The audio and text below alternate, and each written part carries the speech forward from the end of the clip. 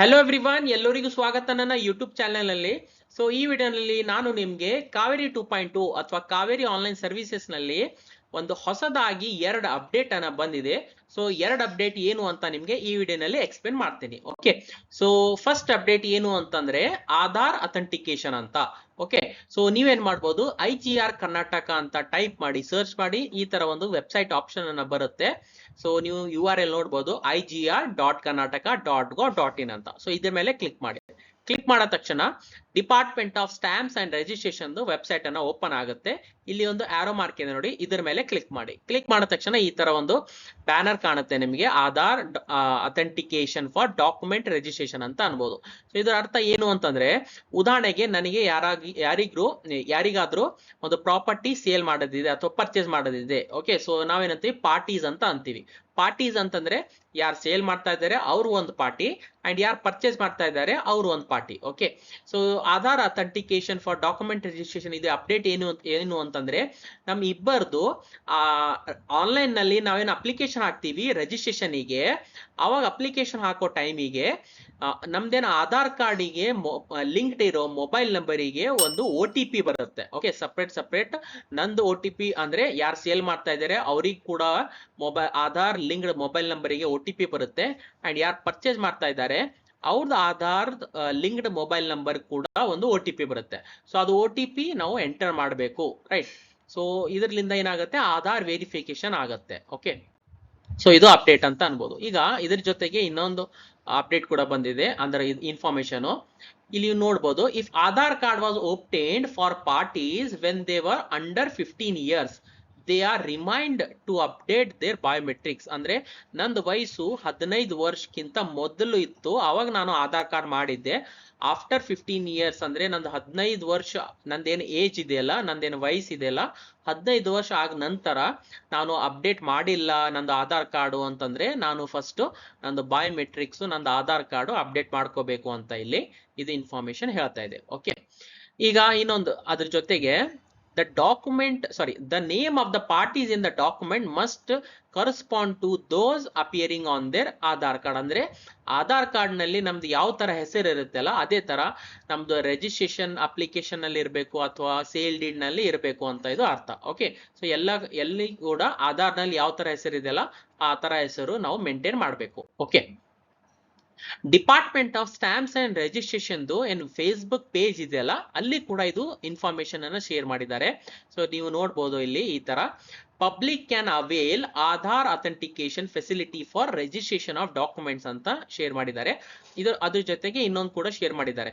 ಈಗ ನಾವು ಆಧಾರ್ ವೆರಿಫಿಕೇಶನ್ ಮಾಡಿದ್ರೆ ಪಾರ್ಟೀಸು ಅಂದ್ರೆ ಯಾರು ಸೇಲ್ ಮಾಡ್ತಾ ಇದ್ದಾರೆ, ಯಾರು ಪರ್ಚೇಸ್ ಮಾಡ್ತಾ ಇದ್ದಾರೆ, ಅವ್ರದ್ದು ಆಧಾರ್ ವೆರಿಫಿಕೇಶನ್ ಆಗಿದೆ ಅಂತಂದ್ರೆ ಇಲ್ಲಿ ಒಂದು ಪಾಯಿಂಟ್ ಇದೆ ನೋಡಿ, witness is not required if parties are identified through Aadhaar authentication. So witness ಕೂಡ ನಮ್ಗೆ ಅವಶ್ಯಕತೆ ಇಲ್ಲ ಅಂತ ಇಲ್ಲಿ ಬರ್ದಿದ್ದಾರೆ. ಓಕೆ, ಸೊ ಈಗ ಎರಡನೇ ಅಪ್ಡೇಟ್ ಏನು ಅಂತಂದ್ರೆ ಅದು ಎನಿವೇರ್ ರಿಜಿಸ್ಟ್ರೇಷನ್ ಅಂತ. ಈಗ ಎನಿವೇರ್ ರಿಜಿಸ್ಟ್ರೇಷನ್ ಅರ್ಥ ಏನು ಅಂತಂದ್ರೆ, ನೀವೇನ್ ಮಾಡ್ಬೋದು, ಇದೇನ್ department of stamps and registration ಏನ್ ವೆಬ್ಸೈಟ್ ಇದೆಯಲ್ಲ, ಇಲ್ಲಿ ಸ್ವಲ್ಪ ಕೆಳಗಡೆ ನೀವು ಸ್ಕ್ರೋಲ್ ಡೌನ್ ಮಾಡ್ಕೊಂಡ್ರೆ ಇಲ್ಲಿ ಒಂದು ಆಪ್ಷನ್ ಇದೆ ನೋಡಿ, ಇ ಗವರ್ನೆನ್ಸ್ ಇನಿಷಿಯೇಟಿವ್ಸ್ ಅಂತ. ಓಕೆ, ಸೊ ಇದ್ರ ಮೇಲೆ ನೀವು ಕ್ಲಿಕ್ ಮಾಡಿ. ಕ್ಲಿಕ್ ಮಾಡಿದ ತಕ್ಷಣ ಈ ತರ ಇ ಗವರ್ನೆನ್ಸ್ ಇನಿಷಿಯೇಟಿವ್ಸ್ ಒಂದು ಪೇಜ್ ಅನ್ನ ಓಪನ್ ಆಗುತ್ತೆ. ಓಕೆ, ಇಲ್ಲಿ ಮತ್ತೆ ಸ್ವಲ್ಪ ಕೆಳಗಡೆ ಸ್ಕ್ರೋಲ್ ಡೌನ್ ಮಾಡ್ಕೋಬೇಕು. ಓಕೆ, ಇಲ್ಲಿ ಒಂದು ಆಪ್ಷನ್ ಈ ತರ ಸುಮಾರು ಆಪ್ಷನ್ ಬರುತ್ತೆ. ಇಲ್ಲಿ ಒಂದು ಆಪ್ಷನ್ ಇದೆ ನೋಡಿ, ಎನಿವೇರ್ ರಿಜಿಸ್ಟ್ರೇಷನ್ ಇನ್ ಬ್ಯಾಂಗ್ಳೂರ್ ಅಂತ. ಓಕೆ, ಸೊ ಇದ್ರ ಮೇಲೆ ನೀವು ಕ್ಲಿಕ್ ಮಾಡಿ. ಕ್ಲಿಕ್ ಮಾಡಿದ ತಕ್ಷಣ ಈ ತರ ಒಂದು ಆಪ್ಷನ್, ಈ ತರ ಒಂದು ಅಥವಾ ಒಂದು ಇನ್ಫಾರ್ಮೇಶನ್ ಬರುತ್ತೆ. ಸೊ ನೀವು ನೋಡ್ಬೋದು, this ambitious initiative of the state is aimed at enhancing transparency, curbing the delay in the registration process, and improving the ease of doing business in the state. Any individual can now register their property at an SRO under the same district jurisdiction ಅಂತ ಬರ್ದಿದೆ. Okay, so ಇದರ ಅರ್ಥ ಏನು ಅಂತ ನಿಮಗೆ ಒಂದು ಉದಾಹರಣೆಯಿಂದ explain ಮಾಡ್ತೀನಿ. ಓಕೆ, ಸೊ ಈಗ ನನ್ನ ಹತ್ರ ಒಂದು ಪ್ಲಾಟ್ ಇದೆ ಅಥವಾ ಮನೆ ಇದೆ ಅಥವಾ ನಂದೊಂದು ಪ್ರಾಪರ್ಟಿ ಇದೆ. ಓಕೆ, ಸೊ ಎಲ್ಲಿದೆ, ಎಲ್ಲಿದೆ ಇದು ಪ್ರಾಪರ್ಟಿ ಅಂತಂದ್ರೆ ಬೀದರ್ ಡಿಸ್ಟಿಕ್ ನಲ್ಲಿ ಹುಮ್ನಾಬಾದ್ ನಲ್ಲಿ ಇದೆ ಅಂತ ಒಂದು ಉದಾಹರಣೆ ಅಂತ ಅನ್ಕೋರಿ. ಓಕೆ, ಪ್ಲಾಟ್ ಅಥವಾ ಮನೆ ಅಥವಾ ಒಂದು ಪ್ರಾಪರ್ಟಿ ಅಂತ ಅನ್ಕೋಬಹುದು. ಈಗ ನಾನೇನ್ ಮಾಡ್ತಿದ್ದೀನಿ, ಇದೇನ್ ನಂದು ಪ್ರಾಪರ್ಟಿ ಇದೆಯಲ್ಲ, ಇದು ನಾನು ಸೇಲ್ ಮಾಡಬೇಕು. ಯಾರಿಗೆ ಒಂದು ಉದಾಹರಣೆ ತಗೋತೀನಿ, ಓಂಕಾರ್ ಪಾಟೀಲಿಗೆ ನಾನು ಸೇಲ್ ಮಾಡಬೇಕು ನಂದು ಪ್ರಾಪರ್ಟಿ. ಓಕೆ, ಸೊ ಈಗ ನಾನು ಸೇಲ್ ಮಾಡ್ತಾ ಇದ್ದೇನೆ ಅಂದ್ರೆ ನಾನು ಒಂದು ಪಾರ್ಟಿ ಆಗ್ತೀನಿ ಅಂಡ್ ಓಂಕಾರ್ ಪಾಟೀಲ್ ಪರ್ಚೇಸ್ ಮಾಡ್ತಾ ಇದಾರಲ್ಲ, ಸೊ ಅವರು ಒಂದು ಪಾರ್ಟಿ ಆಗ್ತಾರೆ. ಓಕೆ, ಈಗ ಎರಡು ಪಾರ್ಟೀಸು ಎನಿವೇರ್ ರಿಜಿಸ್ಟ್ರೇಷನ್ ಅಪ್ಡೇಟ್ ಗಿಂತ ಮೊದಲು ಯಾವ ತರ ಪ್ರೊಸೆಸ್ ಇತ್ತು ಅಂತಂದ್ರೆ, ನಾವಿಬ್ರು ಏನ್ ಮಾಡ್ಬೇಕಾಗತ್ತೆ, ನಾವಿಬ್ರು ಸಬ್ ರಿಜಿಸ್ಟರ್ ಆಫೀಸ್ಗೆ ಹೋಗ್ಬೇಕಾಗತ್ತೆ. ಯಾವ್ದು ಸಬ್ ರಿಜಿಸ್ಟರ್ ಆಫೀಸು ಅಂತಂದ್ರೆ ಹುಮ್ನಾಬಾದ್ ನಲ್ಲಿ ಇರೋ ಸಬ್ ರಿಜಿಸ್ಟರ್ ಆಫೀಸಿಗೆ ಹೋಗ್ಬೇಕಾಗತ್ತೆ. ಯಾಕೆ ಹುಮ್ನಾಬಾದ್ ಸಬ್ ರಿಜಿಸ್ಟರ್ ಆಫೀಸ್ಗೆ ಹೋಗ್ಬೇಕು ಅಂತಂದ್ರೆ, ಯಾಕಂತಂದ್ರೆ ನಂದು ಪ್ರಾಪರ್ಟಿ ಹುಮ್ನಾಬಾದ್ ನಲ್ಲಿ ಇದೆ. ಓಕೆ, ಈಗ ರಿಜಿಸ್ಟ್ರೇಷನ್ ನಾನು ಇಲ್ಲಿ ಮಾಡ್ಕೋಬಹುದು. ಇದು ಎನಿವೇರ್ ರಿಜಿಸ್ಟ್ರೇಷನ್ ಗಿಂತ ಮೊದಲಿಂದು ಪ್ರೊಸೆಸ್ ಅಂತ ಅನ್ಬೋದು. ಓಕೆ, ಈಗ ಇದೇನ್ ನನ್ನ ಪ್ರಾಪರ್ಟಿ ಇದೆಯಲ್ಲ, ಈಗ ಎನಿವೇರ್ ರಿಜಿಸ್ಟ್ರೇಷನ್ ಅಪ್ಡೇಟ್ ಆಗಿದ ನಂತರ, ಓಕೆ, ಸೊ ಇದು ಎನಿವೇರ್ ರಿಜಿಸ್ಟ್ರೇಷನ್ ಅಪ್ಡೇಟ್ ಆಗಿದೆ ಅಂತ ಅನ್ಕೊಂಬರಿ. ಈಗ ಅವಾಗ ಏನ್ ಚೇಂಜಸ್ ಆಗುತ್ತೆ, ಸೊ ಬೀದರ್ ಡಿಸ್ಟಿಕ್ ನಲ್ಲಿ, ಓಕೆ, ಸೊ ಬೀದರ್ ಡಿಸ್ಟಿಕ್ ನಲ್ಲಿ ಯಾವುದೇ ಪ್ರಾಪರ್ಟಿ ಇರಬಹುದು, ಪ್ಲಾಟ್ ಅಥವಾ ಮನೆ, ಈ ತರ ಯಾವುದೇ ಪ್ರಾಪರ್ಟಿ ಇರಬಹುದು. ನಾನೇನ್ ಮಾಡ್ಬೋದು, ಬೀದರ್ ಡಿಸ್ಟಿಕ್ ನಲ್ಲಿ ಏನ್ ಸಬ್ ರಿಜಿಸ್ಟರ್ ಆಫೀಸ್ ಇದೆ, ಎಷ್ಟು ಸಬ್ ರಿಜಿಸ್ಟರ್ ಆಫೀಸ್ ಇದೆ, ಟೋಟಲ್ 5 ಸಬ್ ರಿಜಿಸ್ಟರ್ ಆಫೀಸ್ ಇದೆ. ಉದಾಹರಣೆಗೆ ಯಾವ್ಯಾವು ಅಂತಂದ್ರೆ ಹುಮ್ನಾಬಾದ್ ನಲ್ಲಿದೆ, ಢಾಲ್ಕಿ ನಲ್ಲಿದೆ, ಬಸವಕಲ್ಯಾಣ್ ನಲ್ಲಿದೆ, ಔರಾದ್ ನಲ್ಲಿದೆ ಅಂಡ್ ಇನ್ನೊಂದು ಬೀದರ್ ನಲ್ಲಿದೆ. ಓಕೆ, ಸೊ ಯಾವ್ದಾದ್ರೂ ಒಂದು ಸಬ್ ರಿಜಿಸ್ಟರ್ ಆಫೀಸ್ ನಲ್ಲಿ ನಾನು ಹೋಗ್ಬಿಟ್ಟು ರಿಜಿಸ್ಟ್ರೇಷನ್ ಮಾಡ್ಕೋಬಹುದು. ಯಾವುದೇ ಸಬ್ ರಿಜಿಸ್ಟರ್ ಆಫೀಸ್ ನಲ್ಲಿ ನಾನು ರಿಜಿಸ್ಟ್ರೇಷನ್ ಮಾಡ್ಕೋಬಹುದು. ನಂದು ಪ್ರಾಪರ್ಟಿ ಹುಮ್ನಾಬಾದ್ ನಲ್ಲಿದೆ, ಆದ್ರೂ ಕೂಡ ನಾನು ಭಾಲ್ಕಿನಲ್ಲಿ ಮಾಡ್ಬೋದು, ಔರಾದ್ ನಲ್ಲಿ ಮಾಡ್ಬೋದು, ಬಸವಕಲ್ಯಾಣ್ ನಲ್ಲಿ ಮಾಡ್ಬೋದು, ಅಥವಾ ಬೀದರ್ ನಲ್ಲಿ ಕೂಡ ಮಾಡ್ಬೋದು. ಅಥವಾ ಭಾಲ್ಕಿನಲ್ಲಿ ಪ್ರಾಪರ್ಟಿ ಇದ್ರೆ ಅವರು ಹುಮ್ನಾಬಾದ್ ನಲ್ಲಿ ಮಾಡ್ಕೋಬಹುದು, ಬೀದರ್, ಬಸವಕಲ್ಯಾಣ್, ಔರಾದ್ ಈ ತರ ಸಬ್ ರಿಜಿಸ್ಟರ್ ಆಫೀಸ್ ನಲ್ಲಿ ಮಾಡ್ಕೋಬಹುದು. ಅಂದ್ರೆ ವಿದಿನ್ ಡಿಸ್ಟಿಕ್ ಇರಬೇಕು ಅದು. ಓಕೆ, ಈಗ ಹುಮನಾಬಾದ್ ನಲ್ಲಿ ನಾನು ಈಗ ಒಂದು ಉದಾಹರಣೆ ತಗೋತೀನಿ. ಈಗ ಬಹಳಷ್ಟು ಪ್ರಾಪರ್ಟೀಸು ರಿಜಿಸ್ಟ್ರೇಷನ್ ಮಾಡಬೇಕು, ಬಹಳಷ್ಟು ಜನ ಪಾರ್ಟೀಸ್ ಇರ್ತಾರೆ. ಸೊ ಅವರು ಇದು ಎನಿವೇರ್ ರಿಜಿಸ್ಟ್ರೇಷನ್ ಆಪ್ಷನ್ ಇಲ್ಲ ಅಂತಂದ್ರೆ ಅವ್ರು ಏನ್ ಮಾಡ್ಬೇಕು, ಎಲ್ಲ ಪಾರ್ಟೀಸ್ ಕೂಡ ಎಟ್ ಎ ಟೈಮ್, ಅಂದ್ರೆ ಬಹಳಷ್ಟು ಕ್ರೌಡ್ ಆಗುತ್ತಲ್ಲ, ಸೊ ಎಲ್ಲರೂ ಕೂಡ at a time sub register office ನಲ್ಲಿ ಜಮಾ ಆಗ್ತಾರ. ಓಕೆ, ಸೊ ಅವಾಗ ಜಮಾ ಆಗಿದ್ರೆ ಪ್ರೊಸೆಸ್ ಏನಾಗುತ್ತೆ ಇದರಿಂದ, ಸೊ ಬಹಳಷ್ಟು ರಿಜಿಸ್ಟ್ರೇಷನ್ ಏನ್ ಪ್ರೊಸೆಸ್ ಇದೆಯಲ್ಲ ಅದು ಡಿಲೇ ಆಗುತ್ತೆ, ಬಹಳಷ್ಟು ಟೈಮ್ ಹಿಡುತ್ತೆ, ಅಥವಾ ಕರೆಕ್ಟ್ ಆಗಿ ಟೈಮಿಂಗ್ಗೆ ಆಗಂಗಿಲ್ಲ. ಸೊ ಬಹಳಷ್ಟು ತೊಂದರೆ ಆಗ್ತಾ ಇತ್ತು. ಸೊ ಅದಕ್ಕೆ ಇದು ಎನಿವೇರ್ ರಿಜಿಸ್ಟ್ರೇಷನ್ ಅಪ್ಡೇಟ್ ಮಾಡಿದ ನಂತರ ನನ್ನ ಹತ್ರ ಈಗ ಆಪ್ಷನ್ ಇದೆ.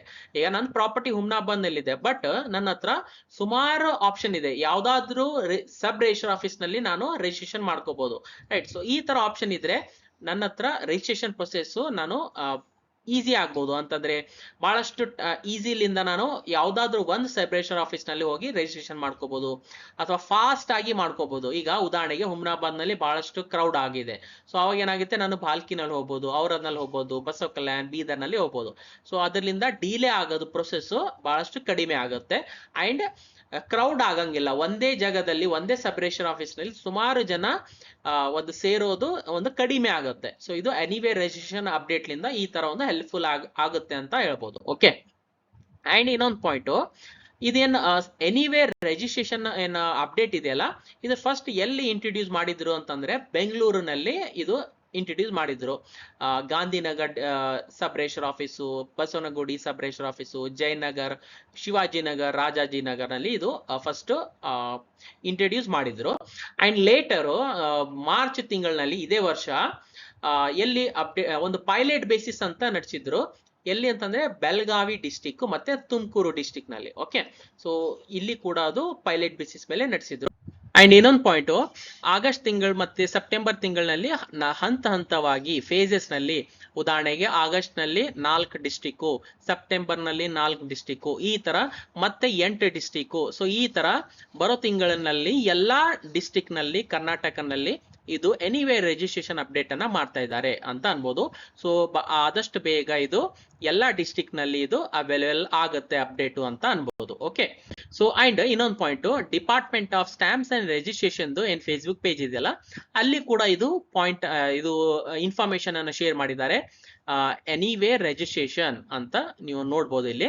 ಅಂಡ್ ಇನ್ನೊಂದು ಅದ್ರ ಜೊತೆಗೆ ಈ ತರ ಅಂದ್ರೆ ಯಾವುದೇ ಒಂದು ಡಿಸ್ಟಿಕ್ ನಲ್ಲಿ ಬರೋ ಎಲ್ಲಾ ಸಬ್ ರಿಜಿಸ್ಟರ್ ಆಫೀಸ್ ನಲ್ಲಿ ನೀವು ರಿಜಿಸ್ಟ್ರೇಷನ್ ಪ್ರೊಸೆಸ್ ಅಥವಾ ಫೆಸಿಲಿಟಿ ತಗೋಬಹುದು, ಎನಿವೇರ್ ನೋಂದಣಿ ಅಂತ ಈ ತರ ಶೇರ್ ಮಾಡಿದ್ದಾರೆ ಫೇಸ್ಬುಕ್ ಪೇಜ್ ನಲ್ಲಿ ಕೂಡ ಅಂತ ಅನ್ಬೋದು. ಓಕೆ, ಸೊ ಐ ಹೋಪ್ ನಿಮ್ಗೆ ಅರ್ಥ ಆಗಿದೆ ಅಂತ ಅನ್ಕೋತೀನಿ. ಸೊ ವಿಡಿಯೋ ಯಾವ ತರ ಅನ್ಸಿದೆ ಅಂತ ಕಾಮೆಂಟ್ ಮುಖಾಂತರ ನನಗೆ ತಿಳಿಸಿ. ಅಂಡ್ ಇನ್ಸ್ಟಾಗ್ರಾಮ್ ನಲ್ಲಿ ಕೂಡ ನೀವು ನನಗೆ ಮೆಸೇಜ್ ಮಾಡಬಹುದು. ವಿಡಿಯೋ ಯೂಸ್ಫುಲ್ ಅನ್ಸಿದ್ರೆ ವಿಡಿಯೋಗೆ ಲೈಕ್ ಮಾಡಿ, ಶೇರ್ ಮಾಡಿ ನಿಮ್ದು ಫ್ರೆಂಡ್ಸ್ ಜೊತೆ, ಮತ್ತು ಚಾನೆಲ್ಗೆ ಸಬ್ಸ್ಕ್ರೈಬ್ ಮಾಡಿ ಅಂಡ್ ಬೆಲ್ ಐಕನ್ ನ ಪ್ರೆಸ್ ಮಾಡಿ. ವಿಡಿಯೋ ಇಲ್ಲಿವರೆಗೂ ನೋಡಿದಕ್ಕೆ thank you so much. Next ವಿಡಿಯೋನಲ್ಲಿ ಮೀಟ್ ಆಗೋಣ. ಅಲ್ಲಿವರೆಗೂ ಟೇಕ್ ಕೇರ್, ಬಾಯ್.